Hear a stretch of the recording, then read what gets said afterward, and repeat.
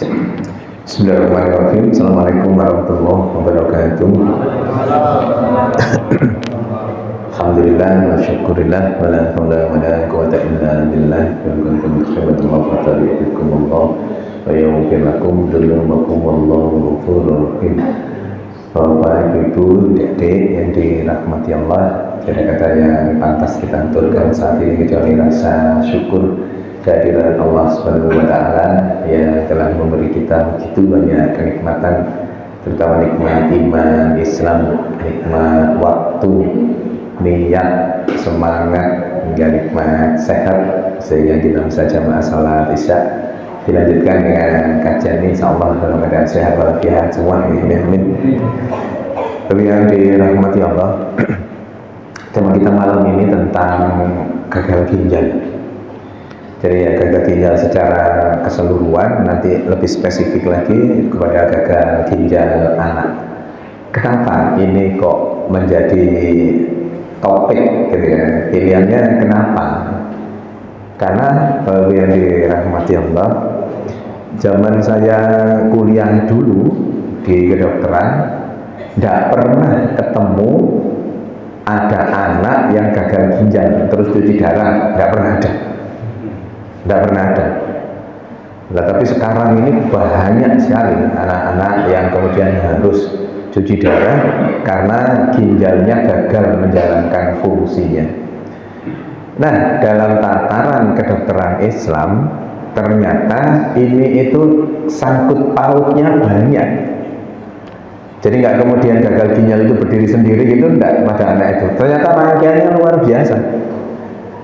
Jadi secara sederhana, kesimpulan dari kenapa gagal ginjal itu sekarang kok ada banyak pada anak-anak, itu semuanya by design.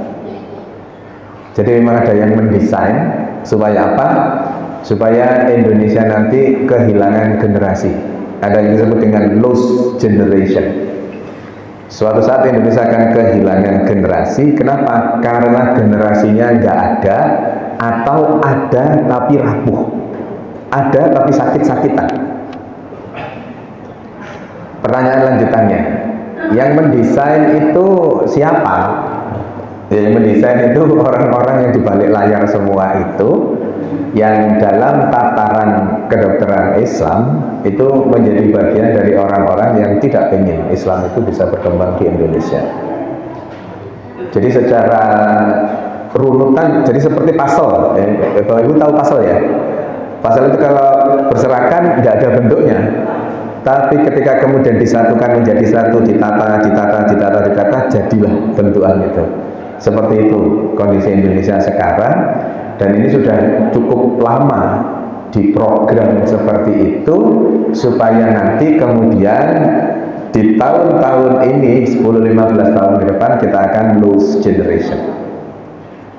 Kenapa kok kemudian yang dijadikan pilihan itu penyakit-penyakit tertentu dalam hal ini ginjal? Jadi negara kita ini dalam skup yang lebih luas lagi, itu kan lagi dirusak, istilah kita ya, dirusak dalam dua sudut. Yang pertama masalah akhlak anak-anak kita, anak cucu kita itu. Yang kedua masalah kesehatan anak cucu kita itu. Akhlaknya kira-kira, mohon maaf, kita jujur saja dengan kondisi yang ada. Akhlaknya anak cucu kita sekarang itu gimana? Luar biasa kan? Nggak ada adabnya, nggak punya malu, nggak punya empati, individualisme, dan seterusnya itu. Apakah ini karena settingan selama di sekolah? Bisa jadi. Ini kan pernah lihat video atau TikToknya siapa sih anak Jombang yang sininya mesti dianu podai putih itu. Ukil, Dika sama Ukil gitu ya. Kalau jenengan pernah lihat videonya yang melaku jalan gini, kurikulum merdeka opo ini, guru merdeka, mari merdeka, gitu kan. Itu sesungguhnya kan keresahan yang luar biasa itu kan. Ukil sama Dika, yang Pak Guru itu siapa? Ukil itu ya. Nah, itu kan luar biasa kalau menyoroti masalah pendidikan walaupun dengan gaya khasnya ya. Jadi memang wis, masya Allah sudah lah pokoknya itu wis. Nah, bersyukur kita masih ada pencerahannya karena alhamdulillah Prof. Mukti sudah diangkat sebagai Menteri Dikdasmen yang kemudian menata itu semua nanti. Walaupun kita melihat bersama kan beliau tidak konfrontir kan, tidak langsung menyalahkan kurikulum kemarin seperti apa, itu kan tidak, kan cuma nanti akan dievaluasi secara detail dan seterusnya. Kita sangat berharap itu di learning itu dijalankan, itu kita sangat berharap karena anak-anak kita nanti jadi punya adab. Nah kalau terus kemudian adabnya enggak, yang digembar-gemborkan ilmu pengetahuannya, knowledge-nya pinter gitu ya, dengan kurikulum merdeka itu.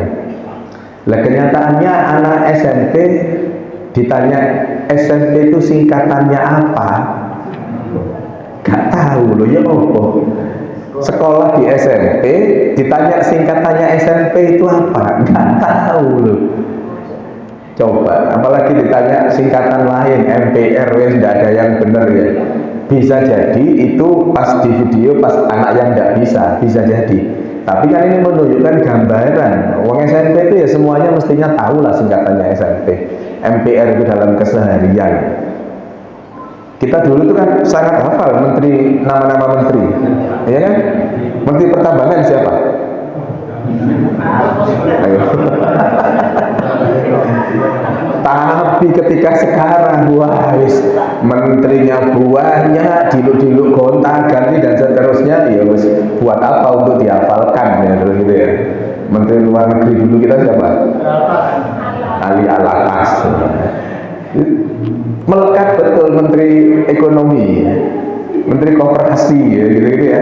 Itu wis hafal betul kita itu karena memang jumlahnya tidak banyak dan memang nggak diganti sampai selesai tugasnya. Nah, kedua yang dirusak adalah masalah kesehatan. Jadi tadi akhlak itu alhamdulillah sudah mulai ada titik terang baru.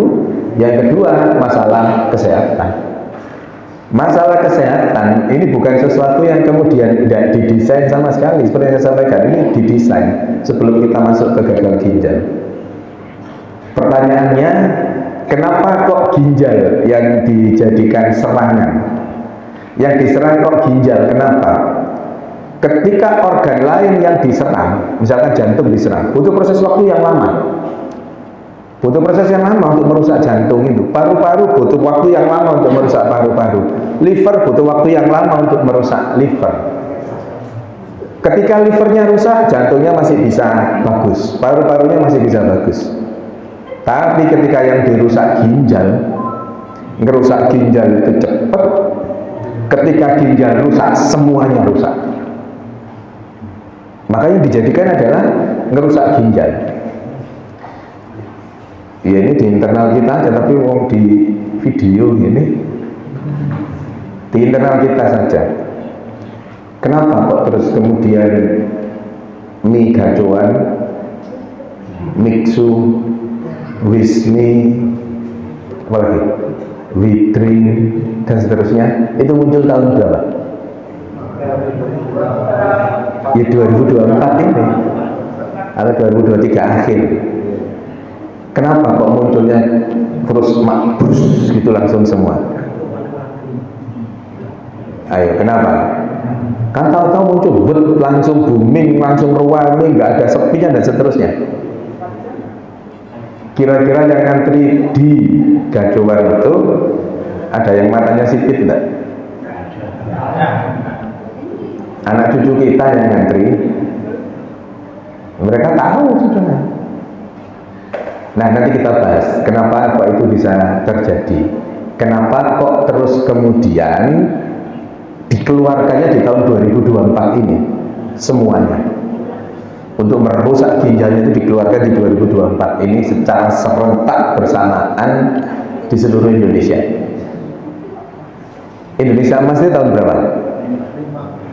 Indonesia Emas 2045. Kira-kira itu tercapai enggak? karena target sebenarnya saya kata tadi itu 10 sampai 15 tahun ke depan, kalau pola kita masih seperti ini, membiarkan anak cucu kita dengan berbagai macam potensi terserang gagal ginjal, maka selesai 2045 nggak akan bisa tercapai. Karena lost generation, panjenengan tahu generasi sekarang ini namanya apa? Anak-anak Gen Z dan Gen Alpha itu dikelompokkan menjadi apa namanya? Ada yang tahu? Generasi stroberi. Apa generasi stroberi itu? Betul, generasi yang bagusnya di luar, toh dalamnya rapuh. Itu generasi kita saat ini. Kok bisa? Karena ternyata orang tua anak-anak itu yang ikut berperan. Anak sekarang tuh generasi apa namanya? Gen Z, dan sekarang ini Gen Alpha. Gen Alpha, Gen Z itu lahir tahun 1995 sampai 2010. Gen Alpha 2010 sampai 2025. Di atas Gen Z apa? Gen Y 1980 sampai 1995. Di atasnya Gen Y, Gen X tahun 1965 sampai 1980. Atasnya lagi Baby Boomer. Baby Boomer itu 1945 sampai 1965. Kenapa disebut Baby Boomer? Mari merdeka wis brojol kabeh, wong semua yang brojol. Habis merdeka banyak orang melahirkan. Kenapa ini harus saya tulis? Karena ternyata proses yang terjadi saat ini itu diakibatkan oleh adanya generasi-generasi sebelum yang saat ini. Generasi saat ini namanya yang hidup saat ini itu Gen Z dan Gen Alpha, lahir antara tahun-tahun itu. Gen Z dan Gen Alpha ini itu anaknya gen apa? Anaknya generasi apa? Antara Gen Z awal atau Gen X akhir? Ya, saya Gen X. Ketika Gen X atau Gen Y awal-awal, Gen X akhir atau Gen Y awal, itu kalau minta sepeda langsung dikasih sepeda enggak? Saya dulu kalau beli atau minta sepeda harus ranking 1 dulu, ya kan? Atau nabung dulu sehari 100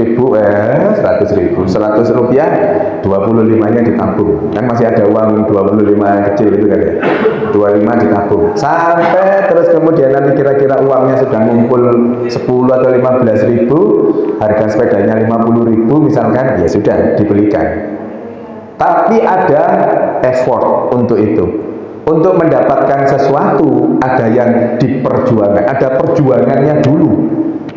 Termasuk ketika ranking itu, kamu mau tak tukar sepeda, pokoknya itu ranking siji, gitu kan?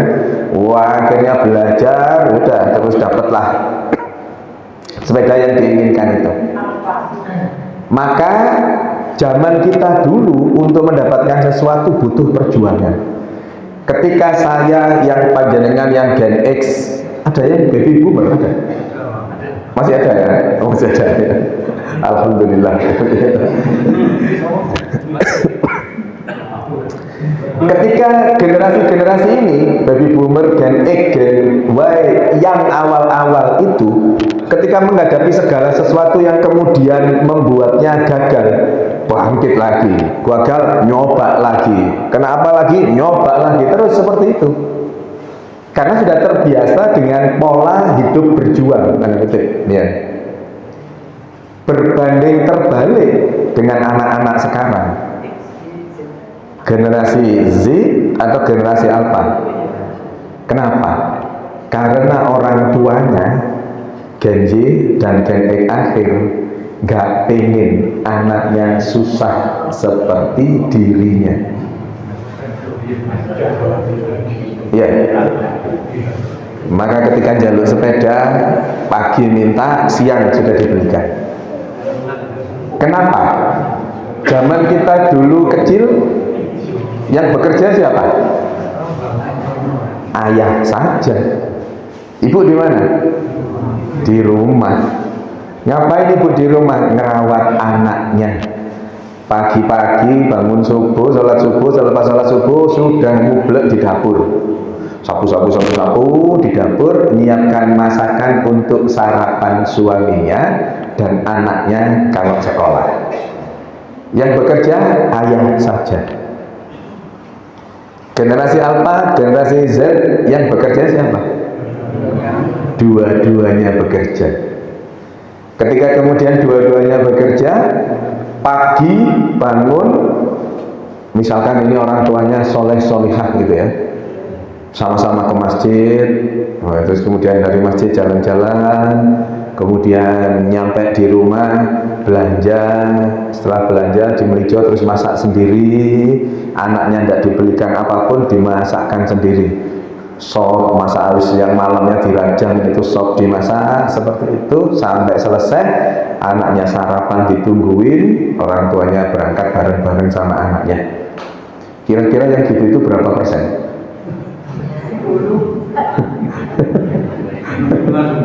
Yang lain subuh jam 4:30, sekarang itu sudah sangat pagi misalnya. Jam 5 sudah orang beneran misalnya.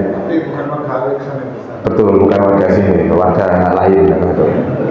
Tapi resikonya sama, makanya saya cerita di sini juga. Karena itu, nah tadi itu yang saya sebut pasel itu. Jadi pasel-paselnya itu ini ada karena gen X dan gen Y sebagai orang tuanya sudah terpola seperti yang saya sampaikan tadi. Gak pingin anak-anaknya soro, minta apa-apa sudah langsung. Nah ternyata proses yang seperti itu dari penelitian psikologi maupun psikiatri menghasilkan kesimpulan generasi kita saat ini generasi stroberi itu. Zaman kita dulu ada anak SMP bunuh diri? Nggak ada. Sekarang banyak. Percobaan, paling tidak percobaan bunuh diri, percobaan macam-macam caranya untuk bunuh diri itu kan di luar nalar kita. Kok bisa ya bunuh diri, kok bisa gitu loh. Wong sop di mana, sop paling enak buat sop Klaten lah ya, paling enak ya, masih enak, macam-macam makanan masih enak. Kenapa harus mengakhiri hidup? Karena itu tadi, karena nggak tangguh, nggak struggle, kemampuan berjuangnya itu rendah. Nah, maka yang dirahmati Allah, pasal yang pertama karena ini tadi. Jadi karena gen-gen dan seterusnya ini, yang kemudian anak-anak Gen Z dan Gen Alpha ini adalah anak-anak dari mereka yang tidak ingin anaknya susah. Lalu korelasinya dengan gagal ginjal apa? Tadi yang paling gampang dihancurkan itu ginjal dalam waktu yang tidak terlalu lama dan efeknya di seluruh tubuh.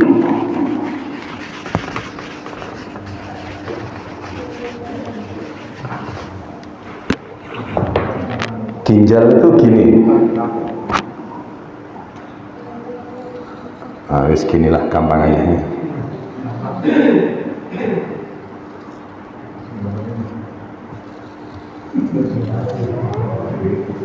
Nah, gini.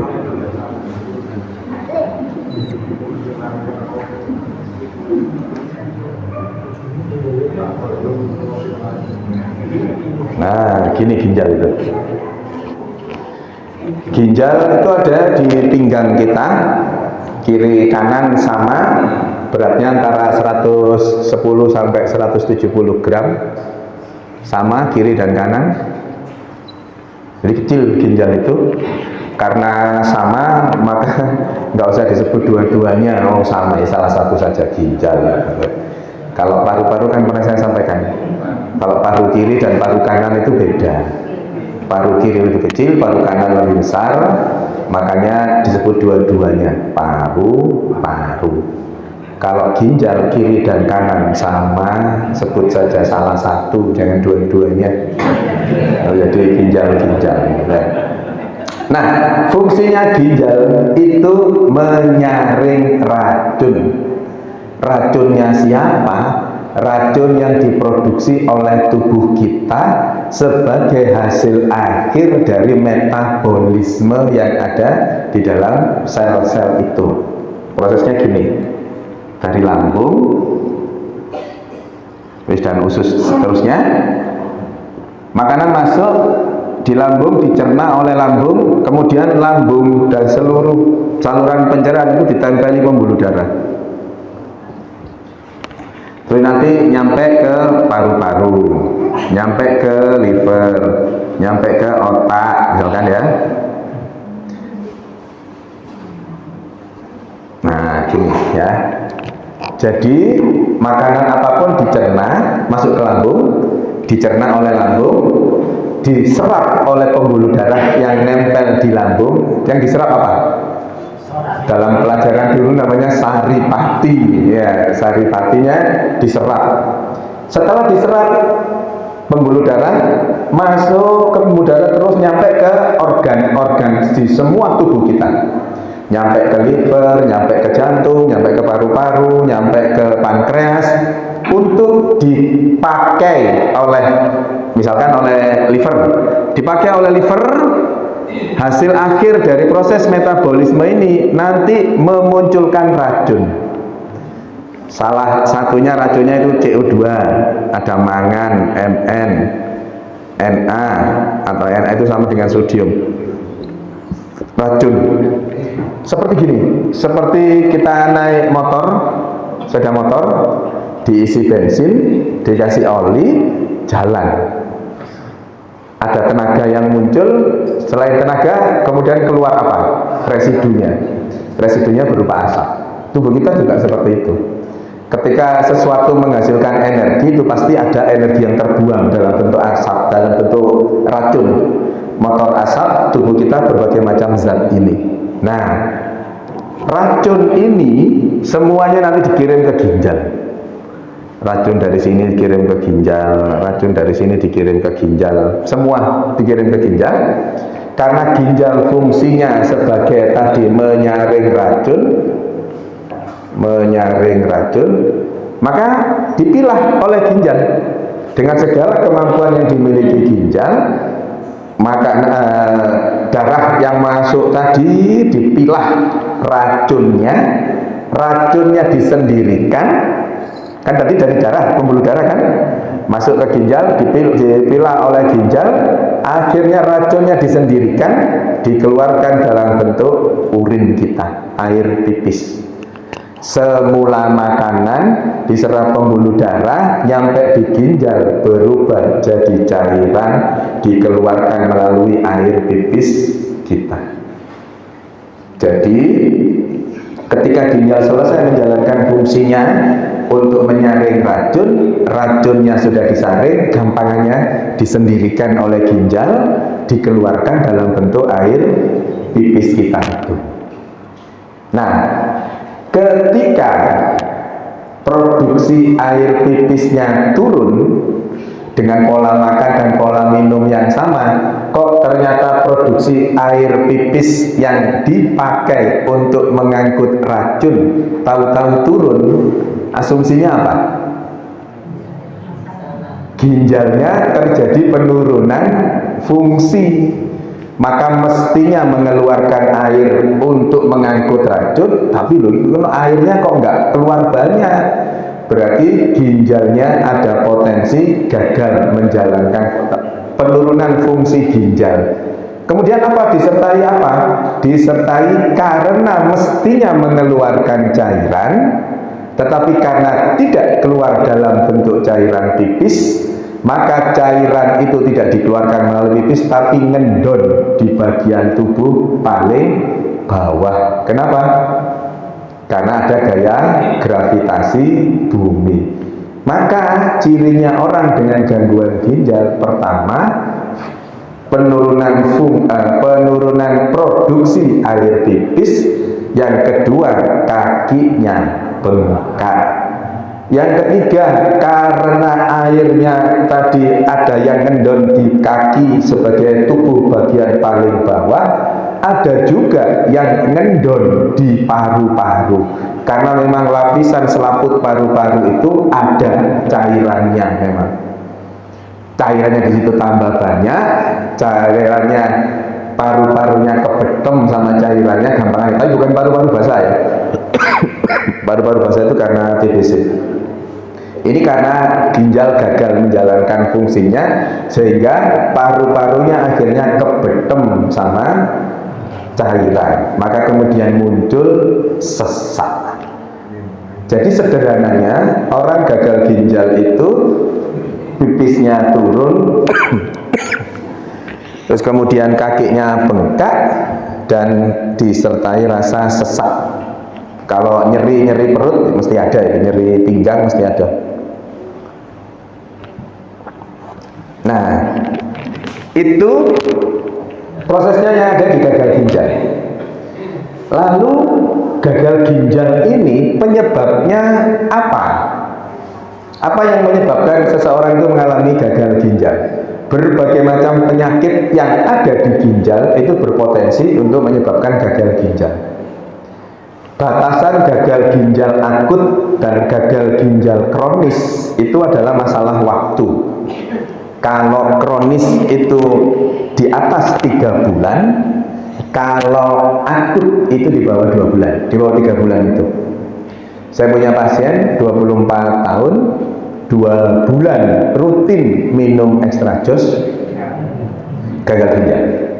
2 bulan rutin minum extra jos, gagal ginjal. Nah, apa yang menyebabkan itu nanti di bagian penyebab makanan, minuman apa yang menyebabkan gagal ginjal. Tapi secara prinsip kita pahami dulu ada penyakit-penyakit ginjal lain yang ujungnya nanti menyebabkan gagal ginjal. Apa itu? Satu, penyakit infeksi. Penyakit infeksi itu tidak selalu ada dari ginjal, tidak selalu ada di ginjal, jadi tidak selalu di sini. Ternyata penyakit infeksi itu berasal dari depan sini. Jadi di saluran pipis kita yang paling luar. Dan Islam mengatur ini dengan sangat detail. Masalah bersuci dan seterusnya itu bahkan Allah kemudian sangat menyayangi orang yang mau mensucikan diri. Innallaha yuhibbut tawwabina wa yuhibbul mutatahhirin. Allah itu sayang dengan orang-orang yang mau bertobat dan mau mensucikan diri. Dan betul, ternyata komposisi penderita yang menderita infeksi ginjal yang berasal dari infeksi saluran kemih yang ada itu sebagian besar non-muslim. Kenapa? Karena kita diajari betul bagaimana cara membersihkan najis dan seterusnya itu. Bapak-bapak ini kalau ke mall, kalau ke tempat pipis itu yang nempel di tembok itu, kan ketika kita selesai pipis kan bingung cari air, di tombol, dicari dan seterusnya itu. Karena orang-orang non muslim kan enggak. Selesai langsung ditarik sambil gini-gini gitu kan, langsung pergi gitu. Memang kotor. Dan itu yang kemudian ada gaya ascending namanya. Tulisannya ascending. Dari sini naik. Dari sini naik ke ureter, ke ginjal. Itu penyebabnya merusak ginjal akibat infeksi yang terjadi di saluran kemih yang diawali di saluran kemih bagian paling bawah, uretra namanya. Ginjal, ureter, kandung kemih, uretra. Ya, terus gak usah diapa, ujian tidak keluar. Terus pokoknya ini kilah, ono ginjal, ono ureter, ono kandung kemih, ada uretra. Penyakit kedua apa? Penyakit kedua yang bisa menghancurkan anatomi ginjal itu adalah batu ginjal. Batu ginjal itu bersyukur kita di daerah Sidoarjo. Saudara-saudara kita yang di Lamongan, Bojonegoro, Gresik, Tuban itu airnya tinggi kapur. Mereka kalau mengkonsumsi itu akan mudah menderita batu ginjal jenis kapur. Maka kejadian batu ginjal di Sugiri, di Rumah Sakit Muhammadiyah Lamongan sana banyak. Karena memang pola konsumsi minumannya. Bersyukur kita di sini tidak air tanah yang dipakai bukan yang banyak kapur. Tapi kita digoda oleh yang di mukmin itu. Sop buntut mukmin itu. Langgeng. Nah, kita digoda langgeng, digoda makanan-makanan lain yang tinggi kolesterol, tinggi asam urat. Maka jenis batu yang ada di Sidoarjo itu batu bukan jenis kapur, tapi batu jenis kolesterol dan asam urat itu. Batu sama merusak. Saya harus menceritakan kenapa batu ini secara khusus harus panjenengan pahami. Nah, bentuk ginjal itu gini. Nah, tempat nyaringnya itu di bagian-bagian ini, kaliks namanya. Ada mitos di masyarakat, kalau kena batu ginjal itu loncat-loncat nantilah batunya keluar, ya gitu ya. Pagi-pagi sering loncat gitu nantilah batunya keluar. Sekarang jenengan bayangkan, kalau batunya sudah di sini, gimana bisa keluar? Nggak bisa. Jadi kalau batunya di ureter sini, ini struktur ginjal ya, ini struktur ginjal. Ini saya pindah sini, strukturnya seperti ini. Batu itu kalau sudah ngendon di sini itu sudah bisa keluar. Jangan dibayangkan ini bentuknya besar seperti ini, enggak. Ginjal kita cuma 120 gram, beratnya cuma segitu, enggak bisa. Maka yang loncat-loncat dan seterusnya itu minuman itu ya, obat yang coklat itu nggak bisa untuk batu-batu yang seperti ini. Itu bisa kalau yang masih di luaran sini, itu pun masih harus lewat ureter, dan ini nyerinya luar biasa. Nah, maka yang paling baik apa untuk mencegah batu ginjal? Di surat Al-Waqiah itu disebutkan watalhim mandud, buah-buahan yang tersusun bersaf-saf. Buah apa itu? Pisang. Pisang itu mengandung kalium, bukan kalsium ya. Kalau kapur tadi kan kalsium, mengandung kalium. Kalium ini yang ada di pisang itu mampu menghancurkan kristal-kristal akan terbentuk batu tadi itu. Sehari 2 kali pisangnya, pisang sembarang. Masuk apa pisang kepok, pisang sembarang itu hebatnya pisang itu kandungannya memang sama di masing-masing buah pisang itu, cuman selera rasanya saja yang berbeda-beda. Jadi pisang itu buah surga ya kalau ditelaah satu kajian sendiri itu buah pisang itu. Salah satunya untuk mencegah timbulnya batu ginjal pisang itu. Jadi kan kalau melihat para petenis, pemain bulu tangkis ataupun tenis lapangan itu kan kalau istirahat break yang dimakan pisang. Karena itu tadi 2 buah pisang itu sudah cukup untuk membangkitkan energi, mengumpulkan tenaga untuk 1,5 jam olahraga berat. Olahraga berat itu ya tenis, sepak bola gitu. Itu cukup dengan 2 pisang dalam hitungan kalorinya untuk kebutuhan itu. Maka sekali lagi Bapak Ibu yang dirahmati Allah, kalau panjenengan punya kebiasaan jelek makan makanan yang tinggi kolesterol, tinggi asam urat itu, sebaiknya diimbangi dengan olahraga dan rutin makan pisang. Hal-hal itu yang saya sebut tadi, penyakit-penyakit yang keinfeksi, penyakit karena batu yang pada perjalanannya membuat ginjalnya gagal menjalankan fungsinya.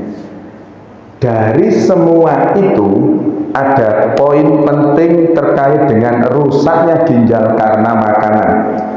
Tadi saya nyebut yang paling dominan tadi kolesterol sama kapur. Ada makanan yang selalu ada di rumah tangga kita masing-masing, yang itu ternyata menyebabkan potensi gagal ginjalnya tinggi. Kenapa? Karena makanan itu mengandung natrium atau dalam bahasa anunya sodium dalam bahasa medisnya. Ini itu kalau ditambah klorida jadi garam, NaCl, garam. Kenapa kok ginjal itu sangat rentan dengan natrium ini? Tadi disebut ini masih ada. Natrium itu juga racun yang kemudian Allah ciptakan secara khusus. Ginjal itu ada yang disebut dengan natrium pump, pompa natrium. Jadi memang khusus ngurusi natrium tok. Kenapa? Karena natrium itu kalau dibiarkan di dalam tubuh kita nanti akan meracuni semuanya.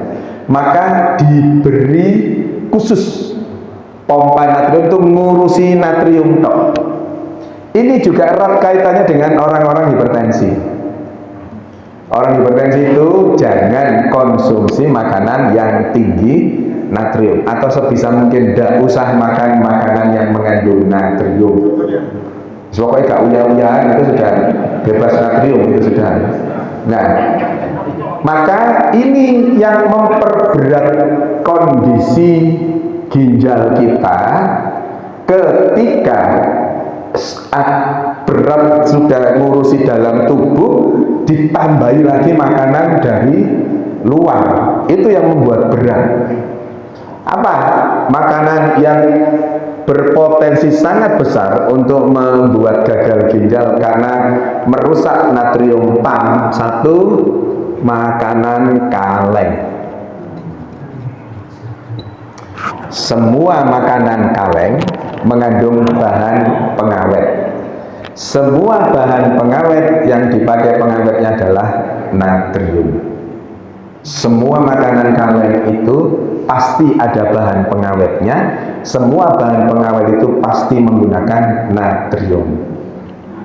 Maka kalau di dalam rumah tangga kita, di rumah-rumah kita sering makan makanan kaleng, potensi gagal ginjalnya tinggi. Makanan kaleng mahal dok, siapa yang mau beli di rumah makanan kaleng? Oke, ini makanan yang merusak ginjal ya, merusak ginjal. Dua, daging olahan, sosis, nugget, apalagi pentol.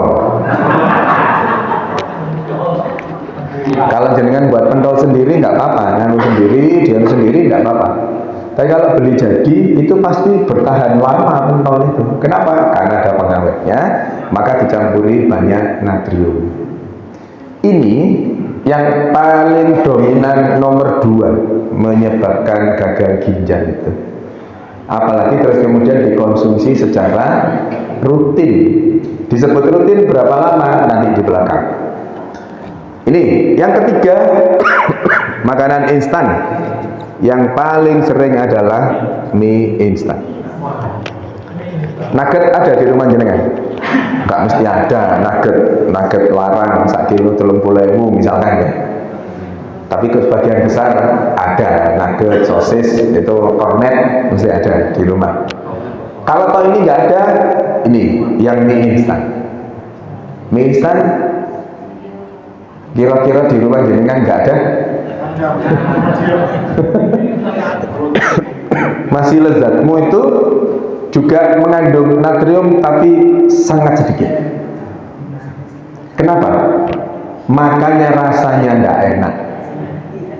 Ayo bandingkan lezatmu itu sama mie sedap, bandingkan sama Indomie, kalau apa-apa nih rasanya itu. Karena memang lezatmu menjaga betul supaya jangan sampai merusak ginjal, maka natriumnya nggak tinggi dan cepat rusak.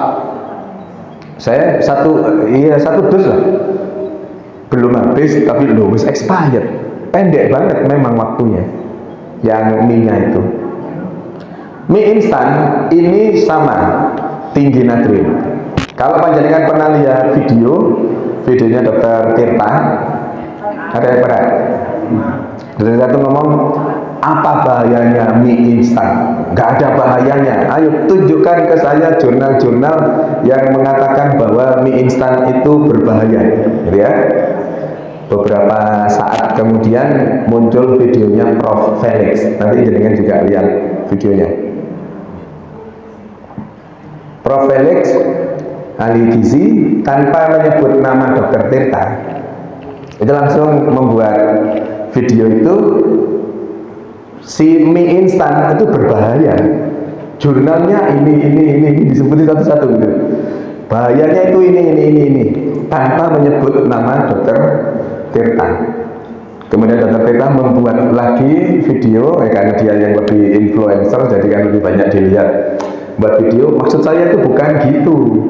Mie instan itu hanya isinya karbohidrat tok, nggak ada gizinya. Iya betul memang nggak ada gizinya, tapi itu berbahaya.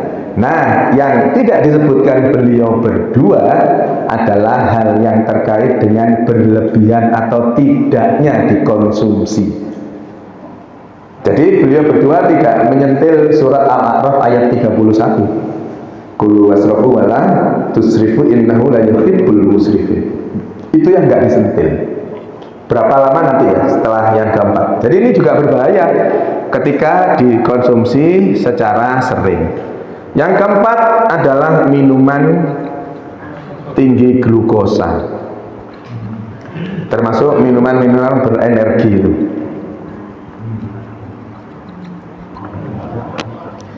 Yang saya sebut tadi itu extra jos, hemaviton jreng, apa mana, kuku bima, kratin dan seterusnya itu masuk kategori ini.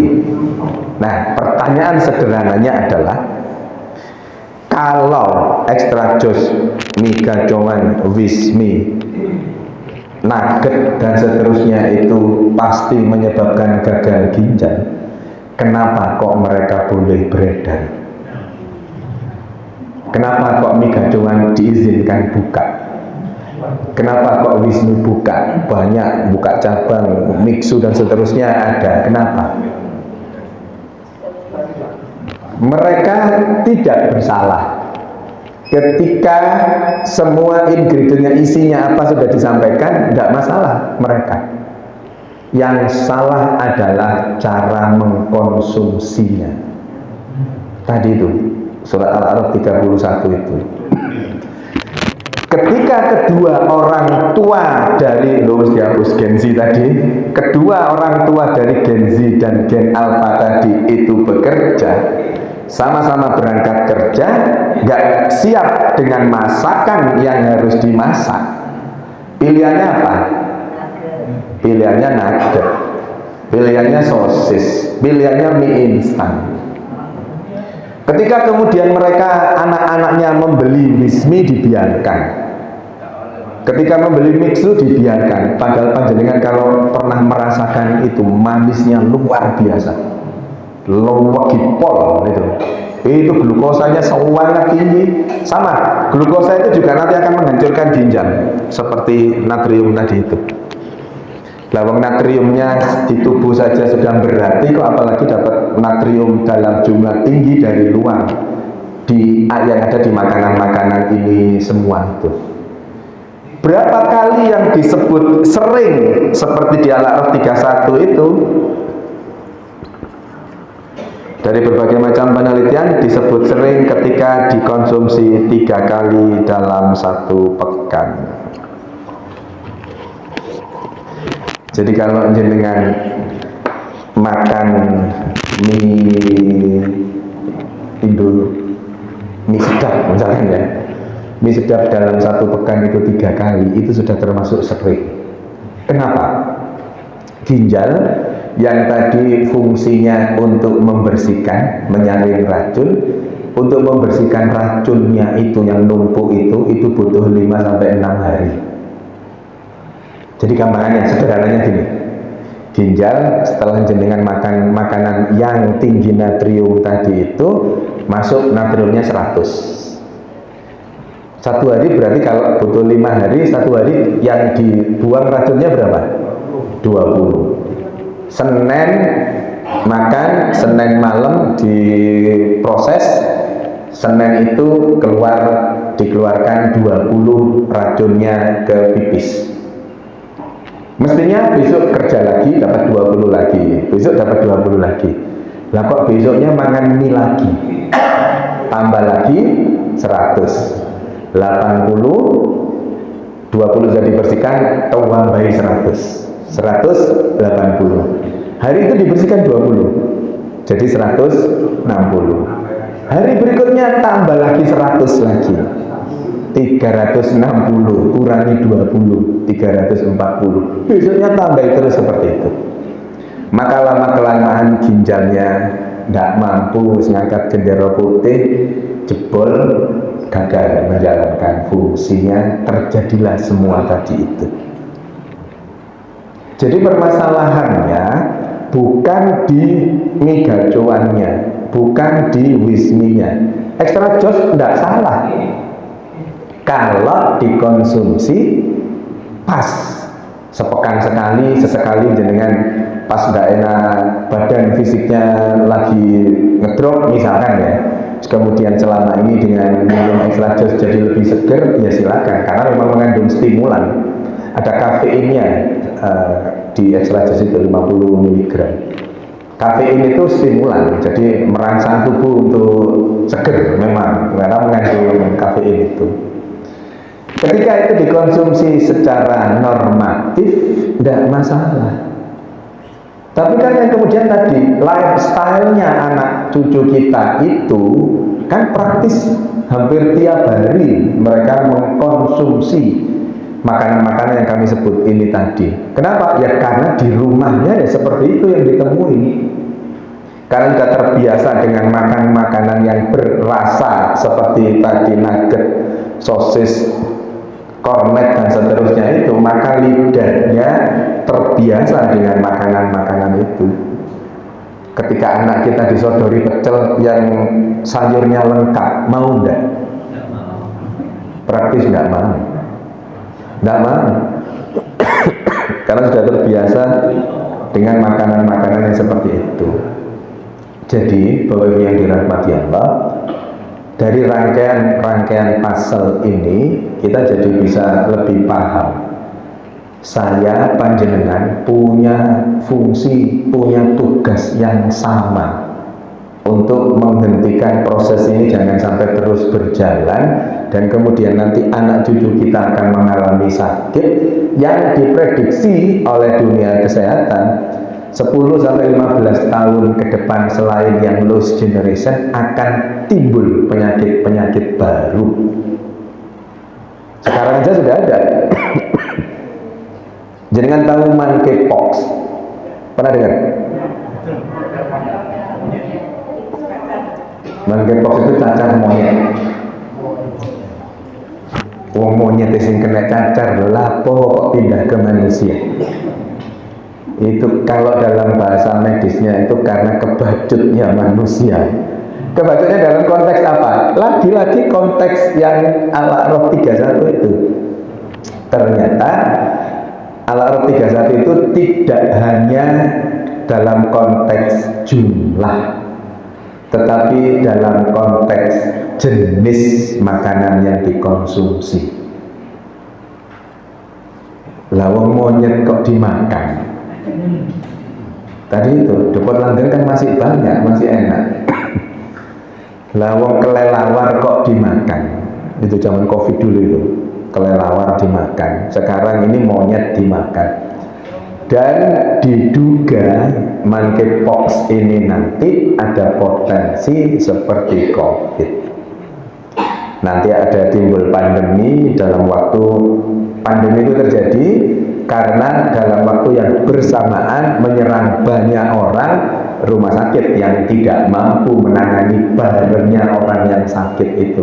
Zaman Covid itu kan gitu, seperti itu. Nah, tanda kutip, alhamdulillahnya untuk monkeypox ini memang tidak menyerang yang kemudian menimbulkan kematian. Bisa menimbulkan kematian, tapi sangat jarang yang menimbulkan kematian.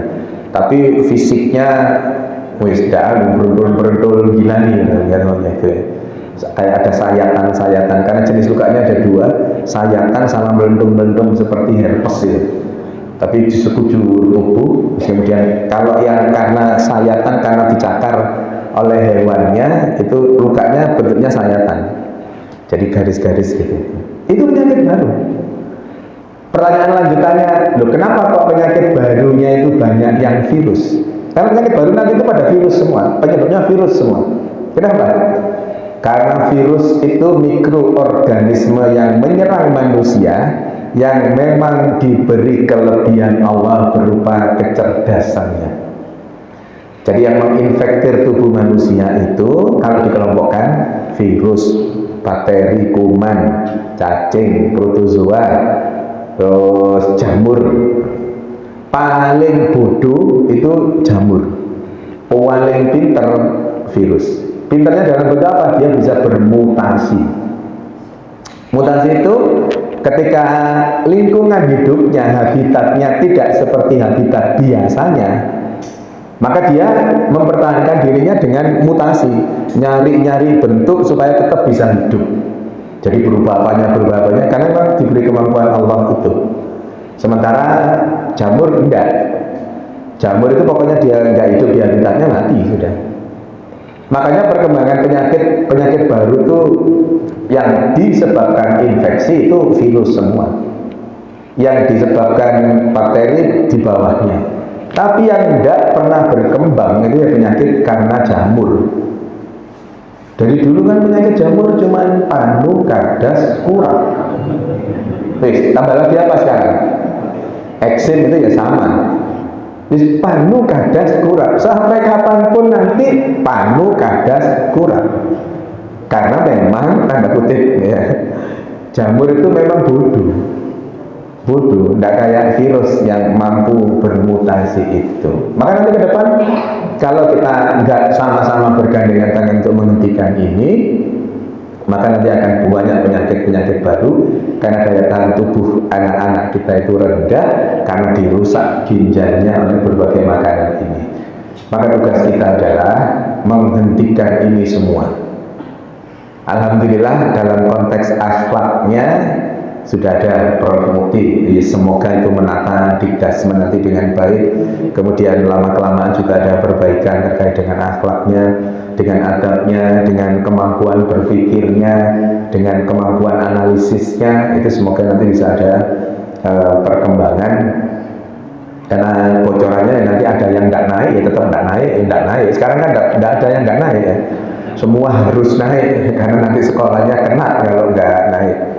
Dan seterusnya itu. Nah, dari sisi kesehatannya kita bisa punya peran untuk itu. Kalau dengan punya anak cucu dihentikan minuman-minuman, makanan-makanan seperti ini cukup sepekan 1 kali saja. Maka tugas orang tuanya, tugas kakek neneknya itu kemudian memasakkannya. Masakan kembali back to nature, kembali ke masakan-masakan alami, supaya apa? Supaya anak-anak kita nanti tetap mendapatkan asupan makanan yang bergizi, tidak kemudian mendapatkan asupan makanan yang merusak ginjal walaupun gampang penyajiannya, karena memang gampang penyajiannya. Jadi sekali lagi guys, mulai nanti kalau ada makan kan sudah tidak boleh ini makan itu jam 7 paling malam tuh. Jangan di atas jam 7, nanti proses yang terjadi di dalam tubuh kita nggak bagus. Alah gak lontong lalu tuh gak apa-apa, nyegah tahu tek gak lontong boleh kan? Gak lontong tapi gak kentang podo ae, itu karbohidratnya tinggi ya. Walaupun nggak berlebihan, tetap itu masuk lebih karena memang sudah bukan waktunya makan. Apalagi terus kemudian tidur, makan tidur ya sudah tambah pas, kerusakannya tambah pas, gitu ya. Kerusakannya semakin tidak karu-karuan. Ya. Jadi bagi yang dirahmati Allah, sekali lagi kita sangat bisa menghindarkan diri kita maupun anak cucu kita, terutama pada konteks ini adalah mencegahnya untuk jangan sampai menjadi gagal ginjal. Gagal ginjal itu capeknya luar biasa. Orang-orang cuci darah itu berapa jam? 5 4 sampai 5 jam. Kenapa? Karena darah kita itu jumlahnya 5 sampai 6 liter. Semua darah yang beracun itu harus dicuci semua. Jadi dimasukkan alat, dicuci di situ, diberi zat dan seterusnya, kemudian sudah bersih masuk lagi. Dan itu jumlahnya 5 liter itu. Muter, jadi darah misalkan jumlahnya 1 sampai 5.000 gitu ya.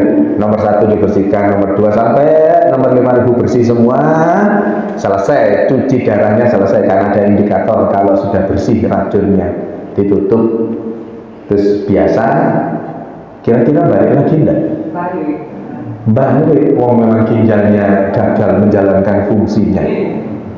Gagal, maka terus kemudian tidak berfungsi lagi, tubuhnya beracun lagi, darahnya mengandung racun, dicuci lagi. Biasanya selama beberapa saat itu 1 bulan sekali, terus nanti nambah, sebulan 2 kali, sebulan 3 kali, sepekan 1 kali, sepekan 2 kali, sepekan 3 kali. Ada baiknya sudah harus mulai memikirkan untuk menulis wasiat ketika sudah sepekan 3 kali. Dalam tataran medis itu sudah fase terminal, fase yang potensi secara hitung-hitungan medis, potensi untuk kematiannya tinggi karena tadi rusak ginjalnya sudah, gitu ya. Jadi kita malam hari ini bisa, insya Allah bisa tahu bagaimana fungsi ginjal, apa yang memberatkan ginjal, penyakit-penyakit apa yang bisa menyebabkan gagal ginjal. Selain batu dan infeksi tadi, juga makanan-makanan yang ternyata memperburuk kegiatan dari natrium pump, sehingga kemudian natrium pumpnya rusak, fungsinya tidak berjalan dengan baik, maka terjadilah gagal ginjal. Dan sesungguhnya itu sangat bisa dicegah. Dengan cara apa? Dengan cara tidak mengkonsumsi makanan-makanan yang tinggi natrium dan tinggi glukosa tadi itu, sehingga kesehatan ginjal harapannya tetap sehat dan berfungsi dengan baik. Ya, saya kira itu sudah 1 jam lebih. Tidak kerasa, jenengan tidak kerasa, saya yo kerasa yo 1/4 jam. Saya kira itu Bapak Ibu yang dirahmati Allah, semoga ada manfaatnya. Dan sekali lagi saya atas nama seorang dokter meminta untuk kita ayo bekerja bersama-sama untuk menghentikan proses terjadinya lost generation dalam konteks kesehatan anak cucu kita ini. Ya, saya kira kita semua punya peran yang sama. Itu yang bisa saya sampaikan, semoga ada manfaatnya. Mohon maaf kalau ada sesuatu yang kurang berkenan. Mari kita tutup dengan hamdalah dan doa kafaratul majelis bersama-sama. Alhamdulillahirabbil alamin, subhanakallahumma wa bihamdika asyhadu an la ilaha illa anta astaghfiruka wa atubu ilaik. Nasrun minallah wa fathun qarib wa nasrul mu'minin. Assalamualaikum warahmatullahi wabarakatuh.